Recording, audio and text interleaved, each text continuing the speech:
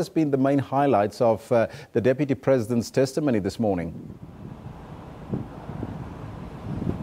Morning, Elvis. Well, the day kicked off with the Deputy President's legal team, David Unterhalter, essentially setting the scene. Well, at the center of it all, of course, are those emails, the emails between Mr. Cyril Ramaphosa, then a director, non-executive director at Lonmin, given the shareholding that he has there, with Albert James, who was the acting head at Lonmin at the time. So in essence, from my reading of it, it is that David Unterhalter was trying to sort of give a background to the sequence of events. What gave rise to those emails? What gave rise to Mr. Ramaphosa undertaking to speak to government ministers, among them the Minister of Police and the Minister of Mineral Resources? What gave rise to the conversations, the kind of conversations, and of course the tone and everything that goes with that, of the emails that were exchanged between him and the executives at Lonmin. And among the things that we've heard from there was that the reason he felt the need to actually have that kind of communication with the executives at Lonmin, but also to undertake to speak to the people in government, but also to people higher up in the ANC, was because people were dying, because by that time several people were dead and they were brutally killed, but also scores of others were already injured. So he says he felt the need to actually act because lives were being lost. In other words, to use his words, he felt duty bound, and there was nothing more than a need to actually get them to do, in the case of the police, what police are supposed to do. Of course, questions were asked about whether he was actually, or in fact, an implication there was that, was he exerting any form of undue pressure? And what he was saying there was that he was actually asking these people to do their job. Perhaps a point I need to raise here is that certainly from the little, it's not much, that the Deputy President has said about the former Minister of Minerals, Susan Shabangu, who is, of course, the Minister responsible for women in the presidency.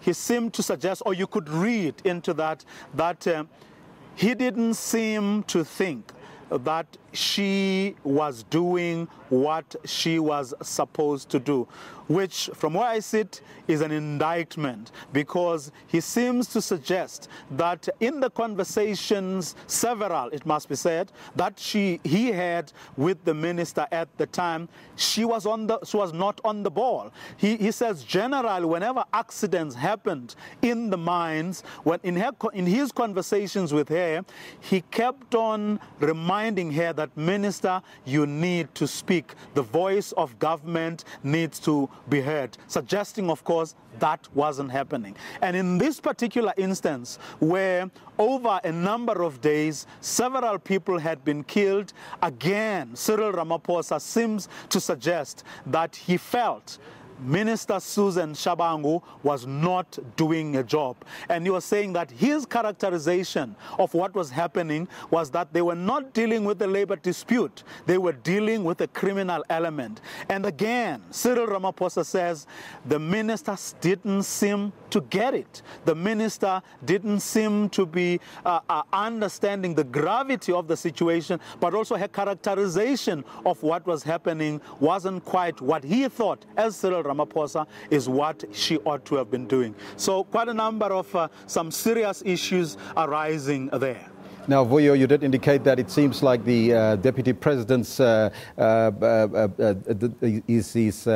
his testimony this morning was almost like a scene setter.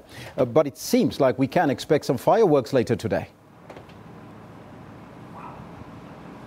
Well, we certainly should expect some fireworks. Remember, what has happened so far is the Deputy President's own legal team essentially setting the scene, and of course with that, the kind of tone and narrative that they would like to see.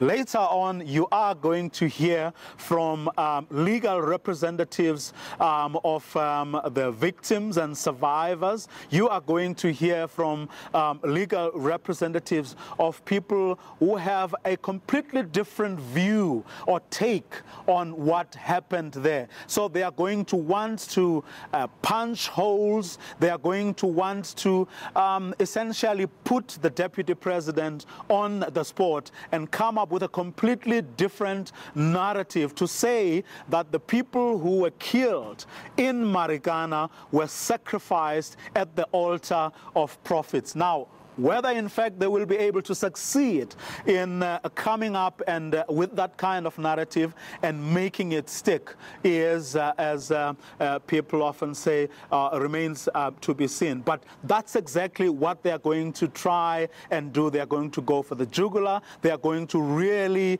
try and lay him bare as, or put him like on the spot and actually suggest that he is the villain in all of this. In other words, were it not for his interventions, were it not for him leaning on ministers, what happened in Marikana on that day would never have happened. That is certainly what they're going to try and do. Vuyo, thank you so much for that update. That was our contributing editor, SABC's contributing editor, Vuyo Mvoko at the Marikana Commission, and we'll keep you posted on that, and we'll go back after the coffee break or tea break back to the Marikana Commission to get the latest there. Meanwhile,